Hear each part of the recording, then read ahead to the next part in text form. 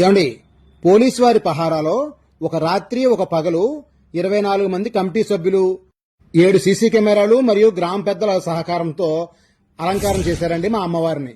మా అమ్మవారు ఎవరో కాదండి, తూర్పుగోదావరి జిల్లాలోని రాజమండ్రి కూతవేడు దూరంలో ఉన్న కడీపులంక బుర్రులంక మధ్యలో ఉన్న అమ్మవారే శ్రీ ముసలమ్మ అమ్మవారు. మా అమ్మవారిని శ్రావణ శుక్రవారం వరలక్ష్మి పూజల సందర్భంగా సుమారుగా 22 లక్షల రూపాయలతో, అంటే కొత్త పాత నోట్లతో అమ్మవారిని అలంకరించారండి. అంతేకాదండి, మా అమ్మవారి కోసం ₹1 నోట్ల కట్టలు, ₹2 నోట్ల కట్టలు దొరకపోతే వాటిని ఒక బండిల్కి 1 వంతు వాల్యూకి 3 వంతుల వాల్యూ ఖరీదు ఇచ్చి మరీ అమ్మవారిని అలంకరించారండి. అమ్మవారి అలంకారానికి గ్రామస్తుల సహకారం, ముఖ్యంగా కమిటీ వాళ్ల సహనం మెచ్చుకోదగ్గదేనండోయ్.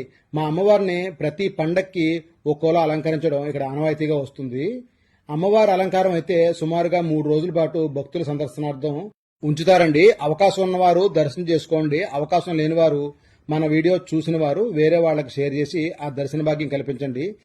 మీ అందరికీ ఈ వీడియో ద్వారా ధనలక్ష్మి రూపంలో ఉన్న మా ముసలమ్మ వారిని చూపించినందుకు మాకు లైక్ ఇచ్చి శ్రీ మాత్రే నమః అని కానీ, జై ముసలమ్మ తల్లి అని కానీ కామెంట్ చేద్దురు.